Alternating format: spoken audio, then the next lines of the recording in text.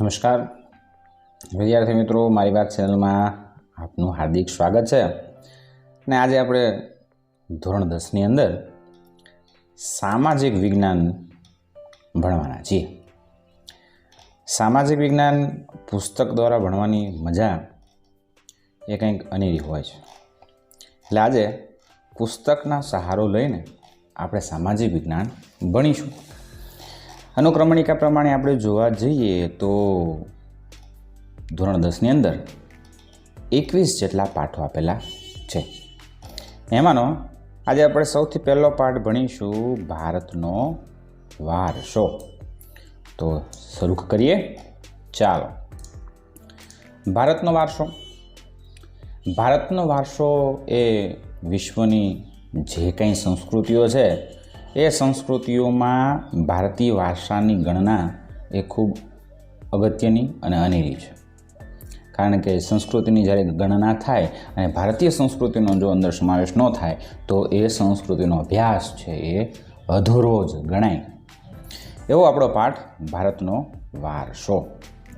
જોઈએ, ભારત પ્રાચીન સંસ્કૃતિ ધરાવતો દેશ છે.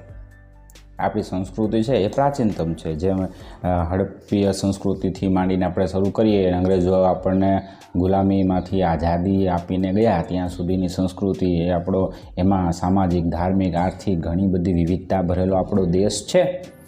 તો ભાઈ, પ્રાચીન સંસ્કૃતિ ધરાવતો દેશ અને પ્રાચીન ગ્રંથ, આપણો ભારતીય પ્રાચીન ગ્રંથ નામ છે એનું વિષ્ણુ પુરાણ. આ વિષ્ણુ પુરાણની અંદર છે એક સંસ્કૃત શ્લોક આપેલો છે. એ શ્લોકના અનુસંધાનમાં આપણે જોઈએ કે ઉત્તરસ્ય સમુદ્રસ્ય હિમાદ્રવચેવ દક્ષિણમ વર્ષ તદ ભારત નામ ભારતી યંત્ર સંતતિ. અર્થાત સમુદ્રની ઉત્તરે અને હિમાલયની દક્ષિણે આવેલું સ્થળ જેનું નામ છે ભારત વર્ષ. અને આપણે ઉત્તરે જોવા જઈએ અને ઉત્તરે હિમાલય છે અને નીચે વિશાળકાય આપણો હિન્દ મહાસાગરનો દરિયો, ત્યાંથી દરિયો છે, ત્યાંથી માંડીને અને હિમાલયનો આખો આપણો પ્રદેશ છે આપણો, એને ભારત વર્ષ કહેવામાં આવે છે. અને અહીંયા રહેતા તમામ લોકો છે એ ભારતીય છે, એના સંતાનો ભારતીય છે એવું કહેવામાં આવ્યું છે. જો ભારતમાં શુભ કાર્યનો પ્રારંભ લેવાતા સંકલ્પોમાં ભારત વર્ષ, ભરતખંડ, જંબુદ્વીપ, આર્યવ્રત વગેરે શબ્દોનો ઉપયોગ થાય છે. જ્યારે કોઈ સંકલ્પના લેવાની હોય તો તમે જોવા જાઓ તો ભારત વર્ષ, ભરતખંડ, જંબુદ્વીપ, આર્યવ્રત આવા ભારતના બધા જૂના નામો છે. અને એક માર્કના પ્રશ્નમાં ખૂબ પૂછાય છે. ભારત વર્ષ, ભરતખંડ, જંબુદ્વીપ, આર્યવ્રત વગેરે શબ્દોનો ઉપયોગ થાય છે. પૂર્વ, પશ્ચિમ, દક્ષિણ એમ ત્રણેય દિશાઓની અંદર સમુદ્ર છે અને ઉત્તર દિશામાં મહાકાય હિમાલય આવેલો છે. એવી કુદરતી સીમાઓ ધરાવતો આપણો દેશ છે એ ખરેખર અનેરો દેશ છે. આપણા દેશની સમૃદ્ધિથી આકર્ષાઈને અનેક વિદેશી પ્રજાઓ જે ભારતમાં આવી, ઘણી બધી પ્રજાઓ હું આવી છે, તુર્કો આવ્યા છે ને છેલ્લે અંગ્રેજો પણ આવ્યા છે. આ બધી પ્રજાઓ આપણા ભારત દેશથી આકર્ષાઈને, શા માટે? કારણ કે સોને કી ચિડિયા કહેવાતો હતો આપણો દેશ અને વેપાર વાણિજ્યની અંદર સુખ સમૃદ્ધિ ધરાવતો દેશ હતો આપણો. એટલે આપણે સમૃદ્ધિ જોઈને ઘણી બધી પ્રજાઓ આપણા ભારત દેશમાં આવી છે અને સાથે સ્થાયી થઈ છે અને ભારતીય સંસ્કૃતિના મહાઆનંદમાં ભળી ગઈ છે. અહીંયા આવ્યા છે, રહ્યા છે અને આપણી સંસ્કૃતિમાં ભળી પણ ગયા છે. આ આદાન પ્રદાનની પરસ્પર પ્રક્રિયા દ્વારા દેશમાં અનેક પરિવર્તનો આપણને જોવા મળ્યા છે અને એ રીતે એક પેઢીમાંથી બીજી પેઢીમાં આપણા વારસાનું શું થયું છે? હસ્તાંતરણ થયું છે અને તેનો સાતત્યપૂર્ણ વિકાસ થયો છે. જે પ્રજા આવી છે, અહીંયા રહી છે, ખાધું પીધું મોજ કર્યું છે, પણ એમની સંસ્કૃતિ આપણી સંસ્કૃતિ સાથે ભળી છે અને એક સંસ્કૃતિ હસ્તાંતરિત થાય છે. આજે મને મારા વડીલોએ મને જે શીખવાડ્યું છે એ હું મારી આવનારી પેઢીને પણ શીખવાડીશ, એવું હસ્તાંતરિત કરતું ચાલુ આવ્યું છે. ચાલો, આ એક માર્કના પ્રશ્નોની અંદર આપણે ખાસ યાદ રાખીશું. ભારત વર્ષ, ભરતખંડ, જંબુદ્વીપ, આર્યવ્રત એવા નામોથી ઓળખાય છે. ચાલો, ભારતનું સ્થાન અને વિસ્તાર જોઈએ કે વર્તમાન ભારતના સ્થાન, કદ અને વિસ્તાર વિશે ધોરણ 9ની અંદર આપણે અભ્યાસ કરી ગયા છીએ. પ્રાચીન સમયનું ભારત ઘણું વિશાળ હતું. હાલનું આપણે ભારતની ગણના કરવા જઈએ તો વિશ્વમાં વિસ્તારની દૃષ્ટિએ છે એ કેટલા ક્રમે છે? 7મા ક્રમે છે. અને જનસંખ્યા માણસોની સંખ્યાની અંદર જો જઈએ તો બીજું સ્થાન ધરાવે છે. જનસંખ્યા બહુ જ વસ્તી આપણા ત્યાં છે. ચીન પછી બીજો નંબર આપણો છે. અને અહીંયા 1 માર્કના પ્રશ્નો જોઈએ જરા. એક પ્રશ્ન છે ભાઈ વિસ્તારની દૃષ્ટિએ 7મા ક્રમે છે અને જનસંખ્યાની દૃષ્ટિએ બીજા ક્રમે છે. ચાલો, આ આપણે જોયું સ્થાન અને તેનો વિસ્તાર. પછી આવે છે વૈવિધ્યસભર વારસો. ભાઈ ભારત ભૂમિ આપણને અને વિશ્વને સમૃદ્ધ અને વૈવિધ્યસભર વારસો આપણને આપ્યો છે. ભારતીય સંસ્કૃતિ શાંતિપ્રિય અને કેવી રહી છે? વ્યાપારી પ્રજા. અને વાત પણ સાચી, આપણી ભારતીય પ્રજા છે એ શાંતિપ્રિય છે. આપણે કોઈ યુદ્ધો છે કર્યા હશે તો આપણે સામેથી એના યુદ્ધોની અંદર ઝંપલાયું નથી. જ્યાં સુધી કોઈ પ્રહાર કરતું નથી તો આપણે એમને કોઈને હેરાન કરતા નથી, કારણ કે આપણે વેપારી પ્રજા છીએ અને વેપાર જ દ્વારા જ આપણે આપણા દેશનો વિકાસ કરી રહ્યા છીએ. ભારતની સંસ્કૃતિ છે એ સત, ચિત્ત અને આનંદનો અનુભવ કરાવતી સંસ્કૃતિ છે. 1 માર્કનો પ્રશ્ન, ભારતીય સંસ્કૃતિ કેવી સંસ્કૃતિ છે? તો કે સત, ચિત્ત અને આનંદનો અનુભવ કરાવતી સંસ્કૃતિ છે. આ ઉપરાંત અહીં આવીને વસેલી ભિન્ન ભિન્ન સંસ્કૃતિ સાથેના આદાન પ્રદાન થકી ભારતીય સંસ્કૃતિ કેવી બની જાય? સમૃદ્ધ બની જાય. ભાઈ કેટલી સંસ્કૃતિ અહીંયા આવી છે. અંગ્રેજો આવ્યા છે, પોર્ટુગીઝો, ડચ, કેટલા બધા લોકો અહીંયા, હું તુર્ક લોકો છે, અફઘાન વિગ્રહો પણ થઈ ગયેલા યાદ હોય તો. આ બધા લોકો અહીંયા આવ્યા છે અને આપણી સંસ્કૃતિને સમૃદ્ધ બનાવી છે. તેણે અપનાવેલ અહિંસા અને શાંતિના મૂલ્યોની આજે વિશ્વભરમાં પ્રશંસા અને એનો સ્વીકાર પણ થયો છે. વાત સાચી છે, ભગવાન બુદ્ધ ભારતની અંદર થઈ ગયા. આપણા જે છે બૌદ્ધ ધર્મનો વિકાસ એ ભારતમાં થયો છે અને એ શાંતિ, જૈન ધર્મ છે એ પણ ભારતમાં શાંતિના જ પ્રતીકો આપણને આપ્યા છે. સિંધુ ખીણની સંસ્કૃતિના લોકોથી શરૂ કરીને આજ દિન સુધીના લોકોએ પોતાની આવડત, જો 1 માર્કનો પ્રશ્ન પૂછાય છે કે ભારતીય સંસ્કૃતિને સમૃદ્ધ બનાવવામાં કઈ રીતે બનાવી છે, તો કે ભારતના લોકોએ પોતાની આવડત, પોતાની બુદ્ધિ અને શક્તિ, કલા અને કૌશલ્ય દ્વારા ભારતીય સંસ્કૃતિને સમૃદ્ધ બનાવી છે. ભારતના ભવ્ય વારસાના નિર્માણ અને ઘડતર માટે અનેક ઋષિમુનિઓ, જો 1 માર્કનો પ્રશ્ન પાછો, એટલે નાના બહુ જ પ્રશ્નો અહીંયા આપણને પૂછાય છે. અને પરીક્ષાની અંદર ધોરણ 10નું આ પ્રથમ પ્રકરણ છે એ ખૂબ અગત્યનું છે. અને આમ પણ જ્યારે પણ જીકે આપણે વાંચીશું તો આમાં આથી પ્રશ્નો ખૂબ આવે છે અને જે યાદ રાખવા જ રહીએ આપણે. જોઈએ આપણા ઋષિમુનિઓ છે, આપણા સંતો છે, વિદુષીઓ છે, મોટા મોટા વિદ્વાનો છે, ચિંતકો છે, કલાકારો, કારીગરો, વૈજ્ઞાનિકો અને સંશોધકો, ઘણા બધા સંશોધનો થયા, સંશોધકો, મોટા મોટા સાહિત્યકારો છે અને મોટા શિક્ષણ શાસ્ત્રીઓ છે અને રાજનીતિજ્ઞો જે રાજ કરે છે, જે નેતાઓ, મોટા રાજનીતિજ્ઞો, ઇતિહાસકારો, સમાજ સુધારકો વગેરેમાં ફાળો એ સમૃદ્ધ બનાવવા, ભારતને સમૃદ્ધ બનાવવામાં આટલા લોકોનો ફાળો ખૂબ અગત્યનો છે. ભારતના નિર્માણ અને ઘડતરમાં જો આટલા લોકોને બાકાત કરવામાં આવે તો એ ભારતનું નિર્માણ શક્ય નથી. તો આપણે યાદ રાખવું પડે, ઋષિમુનિઓથી ચાલુ કરીને સમાજ સુધારકો સુધીના બધા જ લોકોએ ભારતના ઘડતર અને નિર્માણમાં ખૂબ ફાળો આપ્યો છે. તેમાંના ધર્મ છે, શાસન શૈલી છે, ભાષા છે, કલા, ચિત્ર, બોલી, પહેરવેશ અને રીત રિવાજો વગેરે પણ ભારતને મળ્યા છે. આ રીતે ભારતીય સંસ્કૃતિ છે એ ભાતીગળ સંસ્કૃતિનું નિર્માણ થયું છે. ભાતીગળ એટલે અહીંયા એક જ સંસ્કૃતિ એક સરખી નથી, વિવિધ સંસ્કૃતિ ભાતીગળ છે. ડગલે ને પગલે તમને વિવિધતા જોવા મળે છે.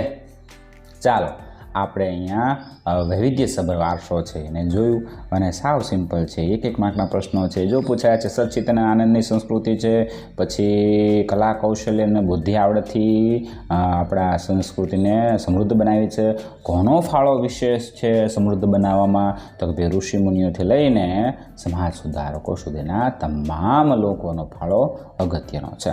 ચાલો, એ પછી જોઈએ સંસ્કૃતિનો અર્થ. સંસ્કૃતિ એટલે જીવન જીવવાની રીત. સામાન્ય 1 માર્કનો પ્રશ્ન, મોસ્ટ IMP છે, જે સાવ ટૂંકો છે, યાદ રાખી લઈએ. સંસ્કૃતિ એટલે શું? જીવન જીવવાની રીત. હું જીવું છું તમે જીવો છો, સૌ જીવે છે, બધાએ પોતપોતાની રીતે જીવે છે, પણ સાચી જીવન જીવવાની રીતને આપણે સંસ્કૃત તરીકે ઓળખીએ છીએ. સાચી જીવન જીવવાની રીત એટલે કેવી કે ભાઈ આના આદર સાથે જીવવું, બધાને વંદન કરવા, ભારતીય સંસ્કૃતિ છે એને પોતાનામાં સમાવેશ કરીને જીવવું, એને સાચી જીવન જીવવાની રીત કહેવાય. તો એટલે આપણે સંસ્કૃતિ એટલે જીવન જીવવાની રીત. દેશ કે સમાજમાં કાળક્રમે એટલે કે સમયે સમયે બદલાતા સંજોગ અનુસાર જનજીવનમાં આવતા પરિવર્તનો, ઘણા પરિવર્તનો, સુધારા, સામાજિક નીતિ, રીતિ ઇત્યાદિ વગેરે ભિન્ન ભિન્ન સમાજોની સંસ્કૃતિ બની છે. ના જો સમજો, ઘણા બધા લોકો અહીંયા આવ્યા છે, ભારતીય સંસ્કૃતિ છે એ પરિવર્તન સાથે ઘણું બધું શીખતી ગઈ છે. જો ભાતીગળ સંસ્કૃતિ પહેલાં જુઓ, અત્યારે જુઓ. આજથી 10 વર્ષ પહેલાં જોજો, એક ઉત્તમ ઉદાહરણ આપી દઈએ. ટીવી નહોતા, મોબાઈલ નહોતા, એ સમયની આપણે લોકોની પરિસ્થિતિ, રહેવાની પરિસ્થિતિ જોઈએ છે તો એ અલગ હતી. અત્યારે પરિવર્તન આવ્યું છે. નવી નવી ટેકનોલોજીનો ઉપયોગ સાથે ભારતીય સંસ્કૃતિ છે વિકાસ સાધી રહી છે. તો કે ભાઈ ભિન્ન ભિન્ન ઇત્યાદિ અને સામાજિક નીતિ રીતિના અનુસંધાનમાં આપણી સંસ્કૃતિ છે વિકાસ વેગ પકડતો રહ્યો છે. સંસ્કૃતિ એટલે શું? બીજો જો એક માર્કનો પ્રશ્ન. માનવ મનનું ખેડાણ એટલે સંસ્કૃતિ. હવે માનવ મનનું ખેડાણ એટલે માણસ ગુફામાં રહેતો તો ત્યાંથી ચાલુ કરે ને આલીશાન બંગલા સુધીની જે સફર છે એને સંસ્કૃતિ તરીકે આપણે ઓળખીએ છીએ. માનવ મનનું ખેડાણ. માનવ છે એ પોતાના મન દ્વારા બધી નવી નવી વસ્તુઓ છે શીખતો ગયો છે, શીખાવતો ગયો છે અને આપણી સંસ્કૃતિને વેગવંતો બનાવતો રહ્યો છે. તો આપણે માનવ મનનું ખેડાણ એટલે સંસ્કૃતિ કહી શકાય. જો એક માર્કનો પ્રશ્ન છે, જોઈએ. તેમાં માનવ સમાજની ટેવો આવી જાય, મૂલ્યો છે, આચાર વિચાર, ધાર્મિક પરંપરાઓ, રહેણી કહેણી અને જીવનને ઉચ્ચતમ ધ્યેય સુધી લઈ જતા આદર્શોનો સરવાળો એટલે સંસ્કૃતિ. જો સમાજની ટેવો છે, એના મૂલ્યો છે, આચારો વિચારો છે, ધાર્મિક પરંપરાઓ છે. આપણા સમાજ, કોઈ પણ સમાજને લઈ લો, પોતાની સારી અને વિચારો અને ખરાબ વિચારો હોય છે, પણ હંમેશા જીવનમાં સારા વિચારોને જ મગજમાં ઉતારવા જોઈએ. અને મૂલ્યો છે, આચાર વિચારો છે, ધાર્મિક પરંપરાઓ, બધા સમાજમાં પોતપોતાની અલગ અલગ ધાર્મિક પરંપરાઓ હોય છે. રહેણી કહેણી પણ અલગ અલગ હોય છે અને જીવનને ઉચ્ચતમ ધ્યેય સુધી લઈ જતો આદર્શોનો સરવાળો એટલે આપણી આ ભારતીય સંસ્કૃતિ.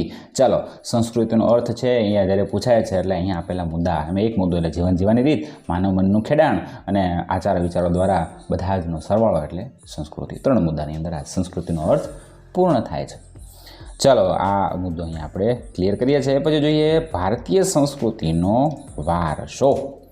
જો આપણે આ લેક્ચર ભણી રહ્યા છીએ પણ આ પુસ્તક દ્વારા આજે ભણવાનો પ્રયત્ન કરીએ છીએ. આના પછી આપણે બ્લેકબોર્ડનો ઉપયોગ કરીશું અથવા તો કોઈ ઇલેક્ટ્રોનિક વસ્તુનો ઉપયોગ કરીને સરસ મજાના ટૂંકા પ્રશ્નો છે જે મોસ્ટ આઈએમપી છે એને પણ હું વિડીયો ટૂંક સમયમાં લઈને આવીશ અને આપણે સૌને સમજાવીશ. મોસ્ટ આઈએમપી જે છે આ જે કંઈ આપ્યું છે એમાંથી પરીક્ષામાં એકચ્યુઅલમાં આપણે શું લખવું જોઈએ જેથી આપણે સતત માર્ક છે એ મેળવતા રહીએ, એનો પણ આપણે લેક્ચર બનાવીને આપ સમક્ષ રજૂ કરીશું.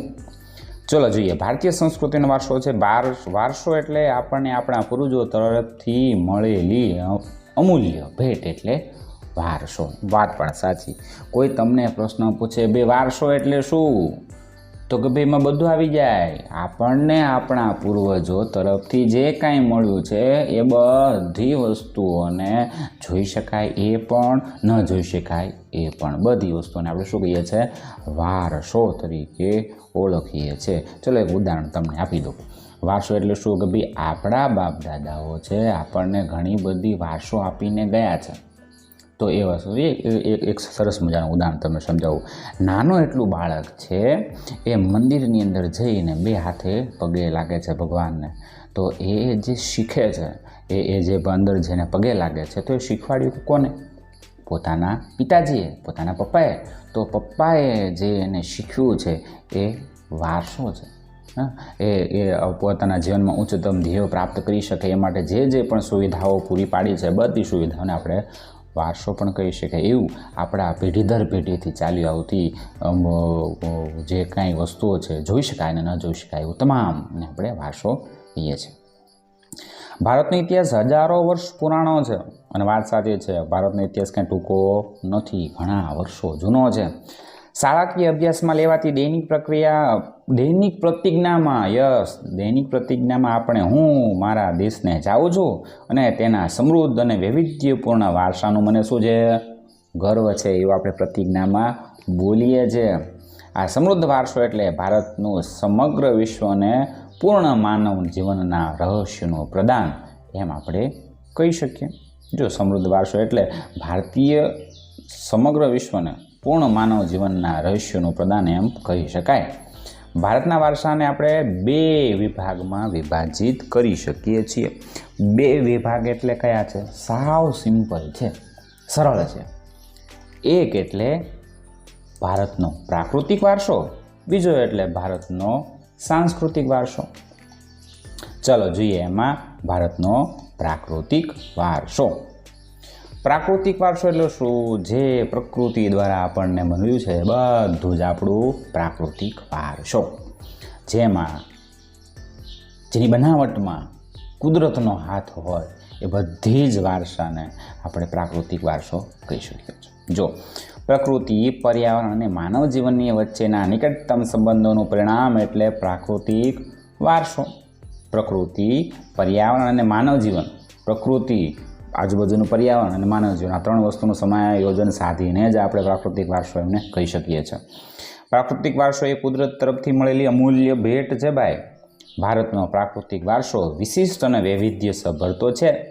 એમાં શું આવી ગયું? ઊંચા મોટા વિશાળકાય પર્વતો આવી ગયા છે, મોટી નદીઓ આવી ગઈ છે, ઝરણાઓ છે, સાગરો છે, લાંબા દરિયા કિનારા છે, વિશાળ ફળદ્રુપ મેદાનો પણ આપણા ભારતમાં ઘણા બધા છે, ખીણ પ્રદેશો, રણોનો પણ સમાવેશ તેમાં થાય છે. જો બધી વસ્તુઓ પ્રકૃતિ દ્વારા છે. ઊંચા પર્વતો, નદીઓ, ઝરણા, સાગરો, લાંબા દરિયા કિનારા, વિશાળ ફળદ્રુપ મેદાનો, ખીણ પ્રદેશો, આ બધું જ પ્રકૃતિ દ્વારા મળ્યું છે.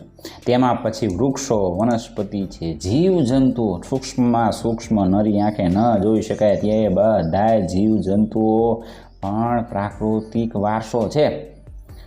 પછી ઋતુઓ આપણને ઘણી બધી, આપણે જો શિયાળો, ઉનાળો, ચોમાસું, ઋતુઓ, પશુ પક્ષીઓ વિશાળકાય. તમે જો અત્યારે હું બેઠો છું, મારી આજુબાજુમાં સરસ મજાના નાના પક્ષીઓ છે, એ બહુ જ સરસ મજાનો કલરવ કરી રહ્યા છે. બાજુમાં ઘણા બધા મોર છે, એ પોતાનો ટહુકાર આપી રહ્યા છે.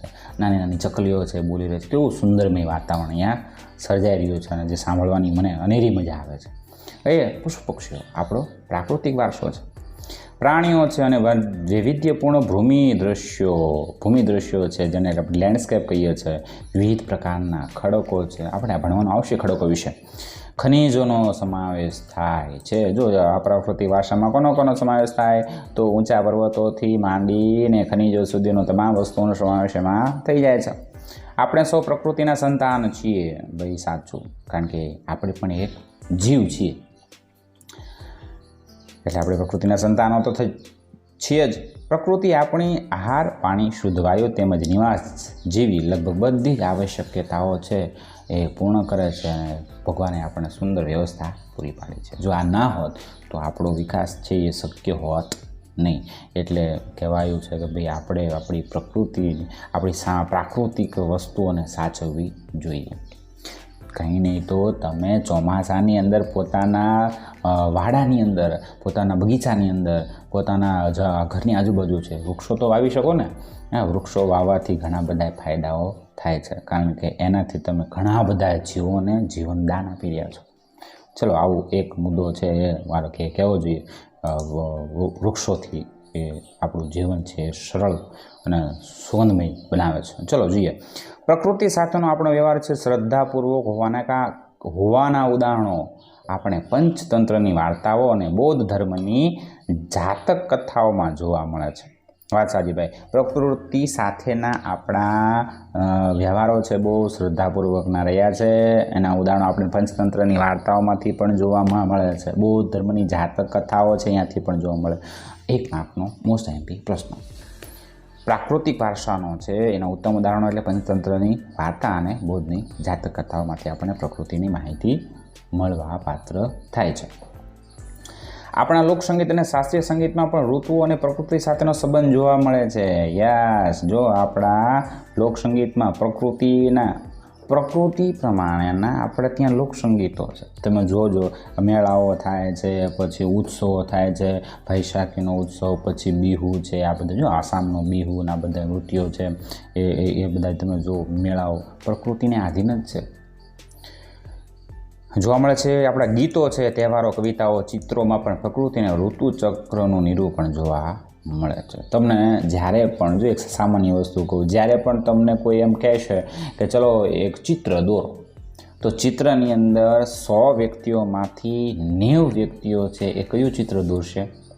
પ્રકૃતિનું જ ચિત્ર દોરશે. તો આપણે એટલા માટે કહી શકીએ છીએ કે શ્રદ્ધાપૂર્વકનો વ્યવહાર આપણો પ્રકૃતિ સાથેનો રહ્યો છે.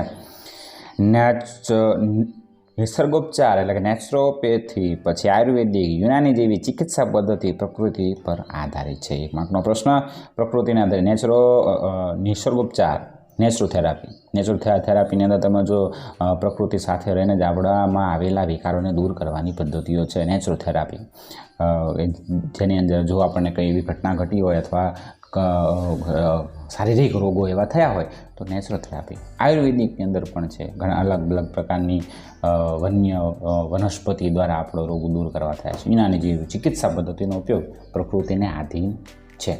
ચાલો, પ્રકૃતિ આપણે જોયું, ભારતનો પ્રાકૃતિક વારસો, એમાં ભૂમિ દ્રશ્યો વિશે વાત કરીએ. ચલો, ભૂમિ દ્રશ્યો વિશે. ભૂમિ આકારો દ્વારા અનેક ભૂમિ દ્રશ્યોનું સર્જન થાય છે. દાખલા તરીકે હિમાલય પર્વત એક શું છે? ભૂમિ આકાર. હિમાલયમાં અનેક પ્રકારની ઉપયોગી વનસ્પતિ છે, ખનિજો છે, અવનવા પશુ પક્ષીઓ અને શિખરો બરફથી કેવા છે? છવાયેલા છે. તેમાંથી મોટા ભાગની નદીઓ છે 12 માસ ભરપૂર પાણીથી સમૃદ્ધ રહી છે. તરાઈના જંગલોમાં પણ ત્યાં આવેલા છે. જો હિમાલયમાં અમરનાથ, બદ્રીનાથ, કેદારનાથ જેવા શું છે?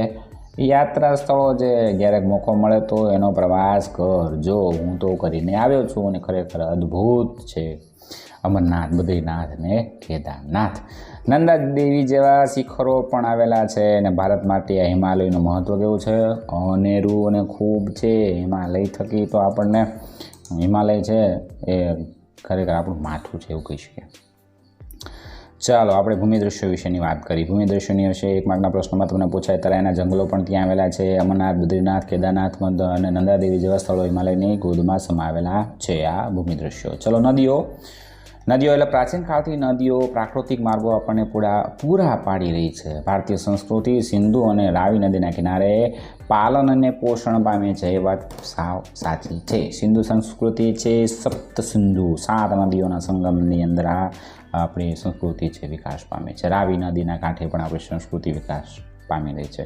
આ પ્રશ્નો છે એ જગ જાહેર છે અને યાદ જ હોવો જોઈએ. ભારતીય સંસ્કૃતિ 2 નદીઓ સિંધુ અને રાવી નદીને કાંઠે વિકાસ પામી છે.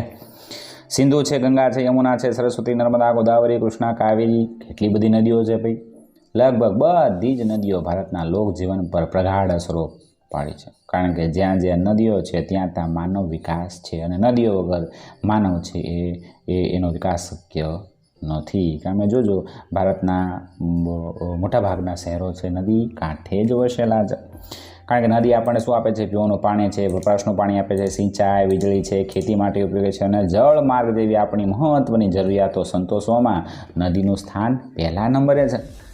તે ઉપરાંત માટીના વાસણો છે બનાવવા, મકાનો બનાવવા, લીપણ કરવું તથા ઉદ્યોગોના વિકાસ માટે પણ માનવીએ નદીના પાણી ઉપર શું રહેવું પડે છે? આધારિત રહેવું પડે છે. નદીઓ નહીં તો આપણે નહીં. આમ નદીઓએ ભારતીય પ્રજા જીવનને શું બનાવી છે? ખૂબ સમૃદ્ધ બનાવી છે. ભારતીય સંસ્કૃતિમાં પ્રાચીન કાળથી નદીઓના ઉષા અને સંધ્યાના વિવિધ ભૂમિ દ્રશ્યો દ્વારા ભરપૂર સૌંદર્ય, કલા, સૂઝ અને કૌશલ્યોનો વિકાસ પણ આ પ્રકૃતિના વારસામાંથી આપણને મળેલો છે. એટલે જ આપણે કહીએ છીએ કે આપણી નદીને આપણે શું કહીએ છીએ? લોકમાતાનું બહુમાન આપ્યું છે. અને વાત પણ સાચી. ગંગામાં, યમુના, સિંધુ, સરસ્વતી, નર્મદા, ગોદાવરી, કેટલી બધી નદીઓ આપણે ત્યાં છે. અને નદીઓને હંમેશા આપણે લોકમાતા તરીકે જ બિરુદ આપેલું છે. પ્રશ્ન પૂછાય છે, ભારતની નદીઓને લોકમાતા શા માટે કહેવામાં આવે છે? કેમ ભારતની નદીઓને લોકમાતા કહેવામાં આવે છે? તો એટલા માટે કારણ કે આપણો સંસ્કૃતિનો વિકાસ એ નદી કાંઠેથી ચાલુ કરીને અત્યાર સુધી આપણે જે કાંઈ વિકાસ સાધ્યો છે નદી કાંઠે જ સાધ્યો છે, કારણ કે આપણને નદી શું આપે છે? પીવાનું પાણી આપે છે, સિંચાઈ આપે છે, વીજળી ખેતી માટે ખૂબ ઉપયોગી છે. આમ લોકમાતા તરીકે એને આપણે બિરુદમાં બહુમાન આપ્યું છે. ચાલો, ત્રીજું છે વનસ્પતિ જીવન. વનસ્પતિ જીવનની અંદર વાત કરીએ, ભારતની પ્રજા આદિ સમયથી પર્યાવરણ પ્રેમી રહે છે. તેની સાક્ષી તેના વૃક્ષ પ્રેમ, પુષ્પ પ્રેમ અને છોડવાઓ પ્રત્યેનો આદર સૂચવે છે. માણસ છે એ પ્રાણી, પશુ પક્ષીના આહાર માટે વનસ્પતિ ઉપર આધાર રાખવો પડે છે. આપણે પણ બધા વનસ્પતિ જીવન ઉપર આધાર રાખીએ છીએ, જેના થકી આપણે ઘણો બધો વિકાસ કરી રહ્યા છીએ. જો વનસ્પતિ ના હોય તો ભારતીય સંસ્કૃતિ છે એનો વિકાસ એ મહત્તમ થઈ શકતો નથી. ભારતની અંદર જો વડની પૂજા થાય, પીપળાની પૂજા થાય, તુલસી વગેરેની પૂજા ધૂપ દીપ કરવામાં આવે છે. ભારતની અંદર વડ સાવિત્રીનું વ્રત છે એની સમયે વડની પૂજા કરવામાં આવે છે. આપણે અનાજ છે, કઠોળ છે, તેલીબિયાના છોડ, ધન ધાન્યથી લહેરાતા આપણા ખેતરો, વન સમૃદ્ધિથી ભરેલા જંગલો અને ઔષધિઓ માટે ઉપયોગી છોડવાઓ આપણા અતિ પ્રાચીન કાળથી જીવનને સમૃદ્ધ બનાવ્યું છે. વનસ્પતિથી જ આપણે વિકાસ સાધી રહ્યા છે. કેરી ખાવાનું મન થાય છે તો આપણે આંબો યાદ આવે છે.